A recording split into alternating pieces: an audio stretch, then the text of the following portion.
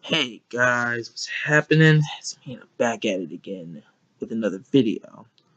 And I will be counting down my top 10 worst songs of the year. These are the songs that I just found myself not really enjoying at all. So, yeah, just take that in mind. These are my personal choices. If you liked some of these songs, then I don't know what to tell you. Um, I'm sorry. From the bottom of my heart. These are my opinions, bro. So at number 10, and I know this one may, I don't know, I'm not gonna say shock people, but it may surprise some people to see this song. Not even if you know me personally, but just to see this song in general, even on this list, because this song is just critically loved by everybody except for this guy, and that is the Logic song 1-800-273-8225 featuring Alyssa Cara and Khalid. And man, the reason I don't like this song is solely how he approaches it. And I mean, I feel like he tried to make this into a pop song, and when you listen to the lyrics, it sounds like he's never even been through it. Cause guess what? He hasn't been through it. He just wanted to lend out a helping hand, and that's something I can respect about the song. I mean, once the song released, people were calling the suicide prevention numbers more frequently. So for the song, I can respect that, but as a song, like, I just don't like it. I mean, it feels fake, you know what I'm saying? It feels like he wants to help, but it feels fake and like it's something that he hasn't been through before. Now, if you want to hear a song about suicide, then I have 3 songs that I highly recommend you listen to. Linkin Park, Breaking the Habit, XXX Tentacion, Jocelyn Flores, and probably, I don't know, I wouldn't say it's better than Breaking the Habit, but Joyner Lucas, I'm sorry. Um, so yeah, that's those are the 3 songs. If you want to hear some people really talk on the subject matter of suicide, then I'd recommend those. But at number 9, we have Swish Swish featuring Katy Perry. And yeah, the moment I heard this song on the radio, I couldn't even. She's clearly targeting Taylor Swift, like, Katy Perry's too. It's just too corny. You know what I'm saying?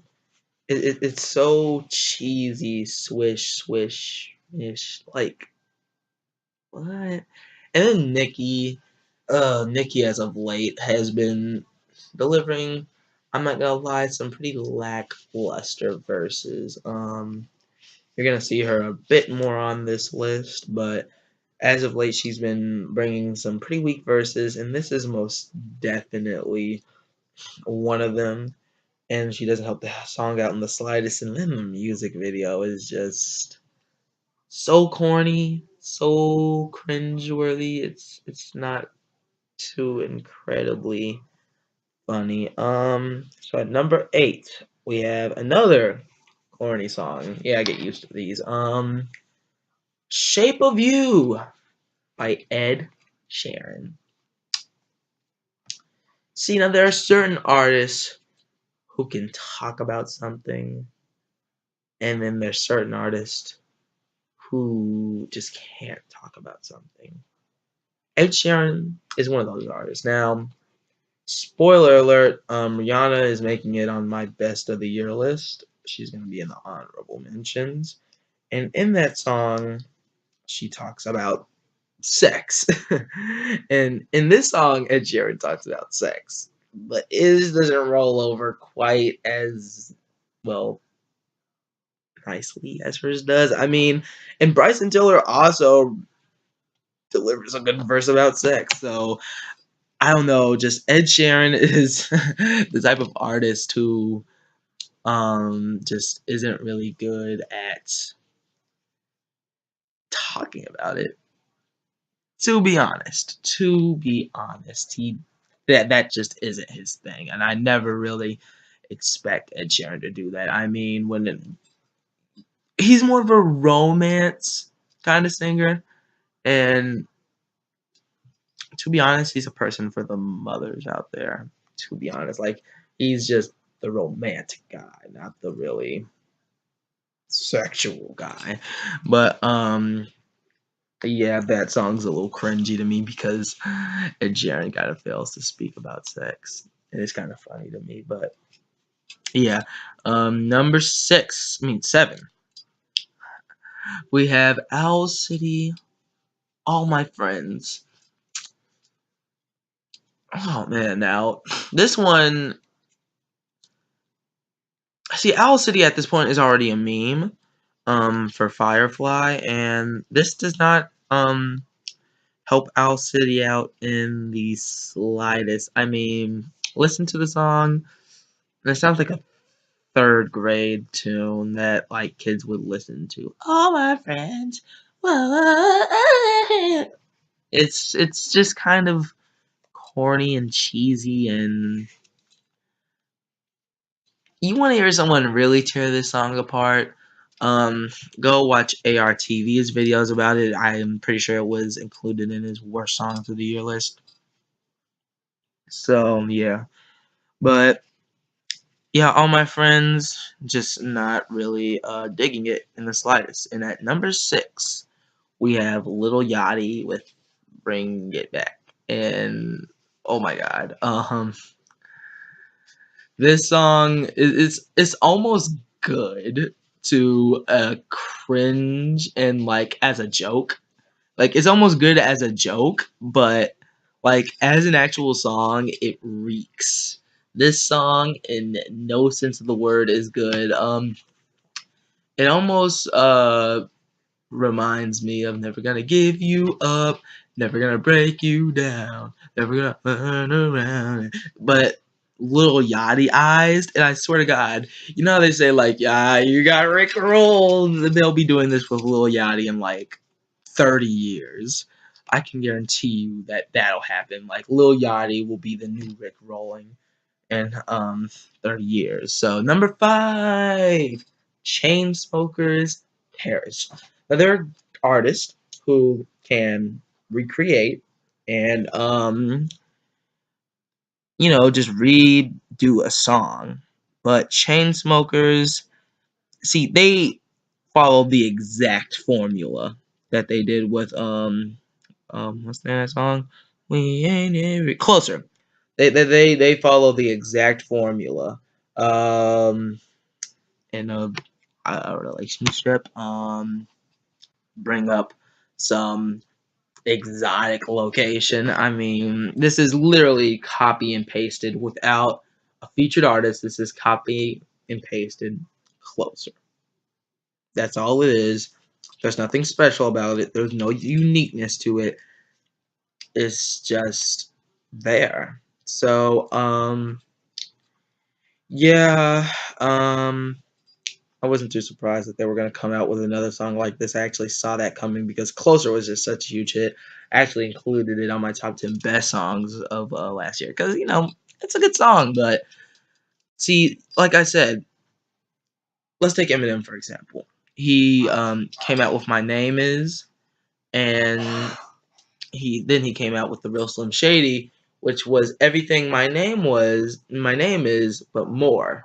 Paris and Closer, exact same, nothing in common. Actually, Paris is worse than Closer, if I'm being completely honest. But yeah, Paris by the Chainsmokers, number five, and at number four, um, is Fallout Boy with Young and Menace, and Yeah, I'm sorry, but they didn't do it for me. I mean, I've been holding on to Fall Out Boy for the last couple of years. You know, songs like Centuries and um some I don't know the name of the song, but you know, I've been holding on to them for the last couple of years, and then they come out with this, and it's just a huge disappointment. I mean, the lead singer of Fall Out Boy has a pretty talented voice, and you mean to tell me he couldn't sing the own chorus instead of having some whole EDM shtick? Yeah, I'm not buying it in the slightest. So yeah, at number 4, Fall Out Boy, Young and Minnesota. Number 3, Taylor Swift. Look What You Made Me Do. Taylor Swift was gone for a hot little minute. Um, she was included in some beef with people like Katy Perry. Um, her and Kanye West and Kim Kardashian also had beef again. So I guess you can say it was a KKK. Ha ha ha. No, I'm being sarcastic. But this song, it's it's bad. It's just bad. Taylor Swift's comeback did not need to be like this. I mean, she, in a way, it's almost like this is The Last Jedi. I'm not even gonna lie. In some ways, it's like the Disney handling The Last Jedi. Like, they're trying to kill off everything that happened in the past with spoiler alert. If you don't want to be spoiled for The Last Jedi, then please skip this. But it's almost as if this is kind of like The Last Jedi with you know, killing off Luke. um, you know, it's almost in Han Solo. It's like they're trying to kill off the past. So yeah. And then there's Taylor Swift saying, "Oh, I'm sorry. Did you want the old Taylor? Well, she's dead, so I'm all you have." Yeah, I did not dig this song in the slightest. It sounded like a Black Eyed Peas song, to be honest. Um, Something they would have put out back in the day. Um, and the chorus almost sounds like my hump, uh, my humps, by the Black Eyed Peas. So I really hope Taylor Swift does not try to further continue to bring this sound of Black Eyed Peas back, because their sound has died, and thank God it has died. So enough about Taylor. Let's move on to number 2, which is single-handedly just the greatest rap song of all time. I mean, you thought Tupac had them hits. You thought Nas was super duper intelligent. Nah, y'all. I want to explain to you all why Lil Pump, Gucci Gang. Um, okay, I'm gonna stop being sarcastic. Number 2 is Lil Pump by Gucci Gang. I mean, Gucci Gang by Lil Pump. I do not like this song in the slightest. The only thing it's truly good for was just all the memes that came out of it, and oh, the memes were so good. The memes that Lil Pump was able to create with Gucci Gang were so classic, classic. But let's talk about the song. It's over repetitive. Nothing but flexing lyrics, which seems to be what rappers like to do nowadays. It's not good. It's not good at all. He repeats the same words, and there are some people who like this. I didn't even expect to like it.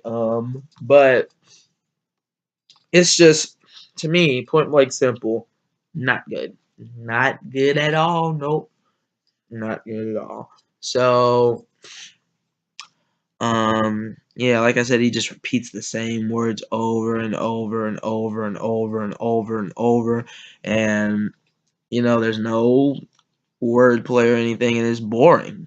To me, it's just boring. There's no character to it, and that's something I don't like my music to lack. So, dishonorable mentions.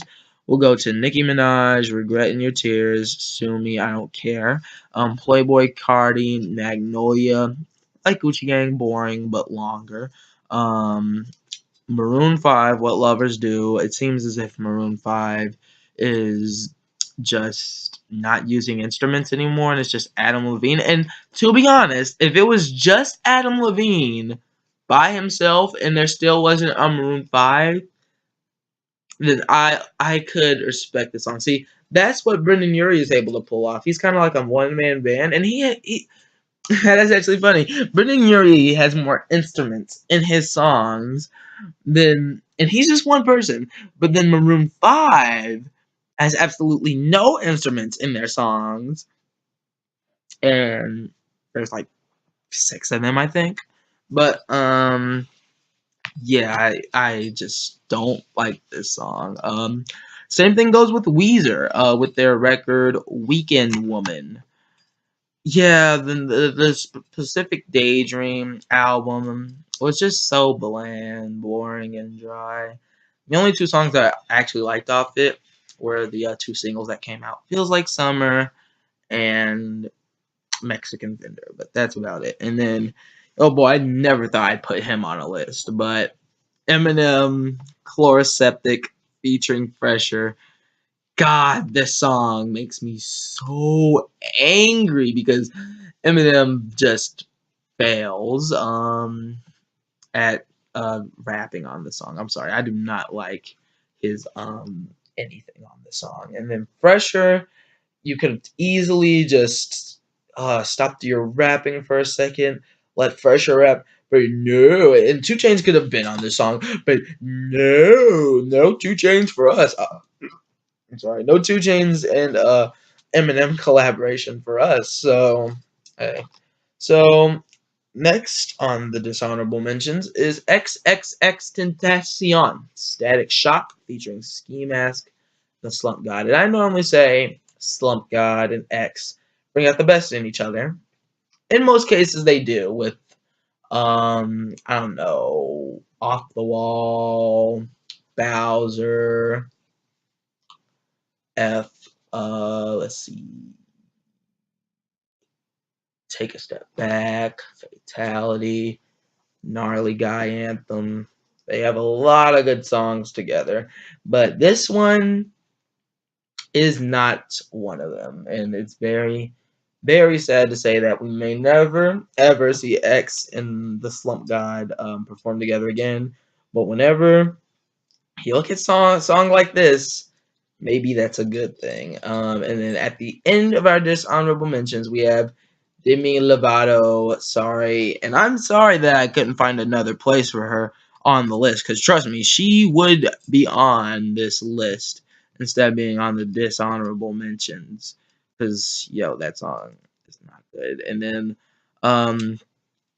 number 1, probably the one that makes me the most mad on this entire list, Lil Uzi Vert, "EXO Tour Life." I hate the song. I hate the song with a burning passion. Um, my reasoning for hating this song, first couple of lines, "I don't really care if you cry. On the real, you should never really lie. Should have saw their way of me. I'm not afraid to die. Push me to the edge. All my friends are dead." There's some nice lyrical content there, but then you go to "That's Hard." I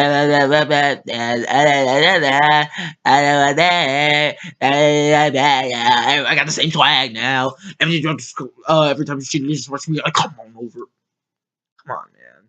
You had a perfect song set up. You could have talked about the pain that you and your girlfriend have went to and how she just doesn't really care anymore. But hey, I mean, Lil Uzi's attention span may not be that long to make a 4-minute track about a serious subject matter. So hence him filtering it all in with brag, brag, brag, brag, and it blew up. It blew up. People loved it. It was a great song. Everyone loved it, except for this guy, because, oh my god, I do not like this song. People say, oh, it was meaningful. No, it was not. Only like maybe 9 lines of it were meaningful, and like half of those lines were repeated. So yeah, no love for this song in the slightest. But yeah, that's Lil Uzi Vert, EXO Tour Life, and that's the end of the top 10 worst of the year. Um, to compare it to last year in comparison of bad songs, I'd say that this year probably is not as bad as last year. But I mean, to be fair, some bad songs were even going on my best of 2016 list. So I think 2016, as far as worst, like which year had the worst songs, clearly 17, but which one had more worst songs? 16. So anyway, I hope you all did enjoy. Please be sure to be sure to comment and subscribe. And you know what? If you don't, that's okay. And I'll see you later. Peace.